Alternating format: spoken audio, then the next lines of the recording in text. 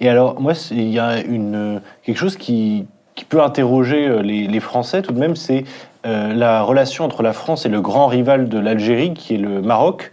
Le Maroc n'a pas été colonisé, mais il a été quand même sous protectorat français pendant plusieurs décennies. C'est un pays qui n'a jamais pratiqué de repentance, qui a réussi à endiguer l'islamisme. Alors c'est loin d'être une démocratie à l'occidentale, bien sûr, ça reste une monarchie, mais est-ce que vous pensez quand même que l'Algérie devrait s'inspirer un petit peu de son rival marocain parfois? C'est une longue histoire. Le Maroc, il faut le savoir, hein, c'est le pays le plus ancien dans le monde.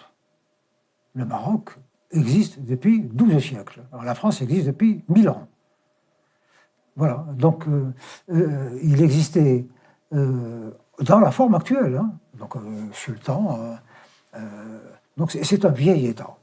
C'est un vieil État qui a toujours été très puissant. Et il a colonisé toute l'Afrique du Nord, quasiment jusqu'à l'Égypte, et il a colonisé l'Espagne. Et là, c'était un État, un empire, jusqu'au Sénégal, très très très puissant. Et bon, voilà. Et puis la colonisation arrive.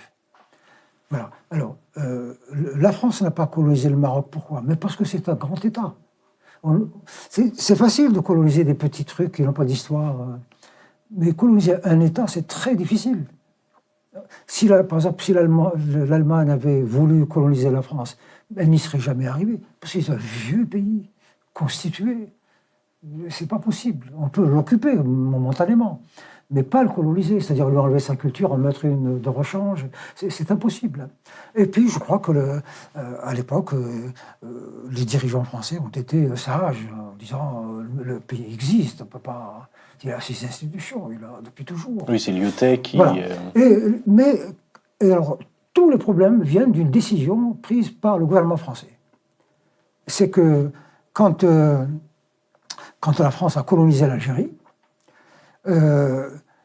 toute la partie ouest de l'Algérie faisait partie du Maroc.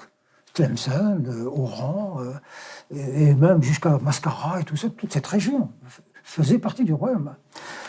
Bon, la France s'installe, colonise l'Algérie, elle s'installe également au Maroc comme protectorat, et elle a décidé, comme ça, arbitrairement, de rattacher tout l'ouest de l'Algérie, du Maroc, enfin, tout ce qui est l'est du Maroc, elle a pris. Elle a tracé une frontière comme ça. Que pouvait faire le Maroc, l'État, tout ça, ben, il n'a pas le pouvoir. À cette époque-là, la France était une grande puissance militaire. C'était probablement l'une des plus grandes puissances militaires de l'époque. Peut-être un peu moins que l'Angleterre, parce que la marine, à cause de la question maritime, de la mer. Et là, ils ne pouvaient pas faire autrement. Lorsque les Algériens, en 1954 et même un peu avant, commençaient à militer pour l'indépendance et tout ça, quand la guerre de libération a démarré, donc en novembre 1954, les activistes algériens ont pris contact avec le roi du Maroc pour les héberger, les aider diplomatiquement, financièrement, et puis leur permettre de créer des bases militaires où on s'entraîne. Il leur a dit, OK, mais à une condition, moi je vous aide sur tous les plans, mais à l'indépendance, vous me restituez nos territoires qui ont été pris par la France. Et les Algériens ont dit, OK. L'indépendance arrive.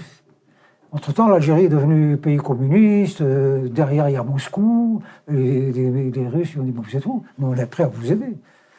Le Maroc s'est rallié à la France et aux Américains, c'est un pro-américain, c'est votre ennemi. Et donc du coup, nous sommes en 1962, au moment d'indépendance. Que fait le Maroc? Son armée rentre en Algérie pour reprendre ses territoires.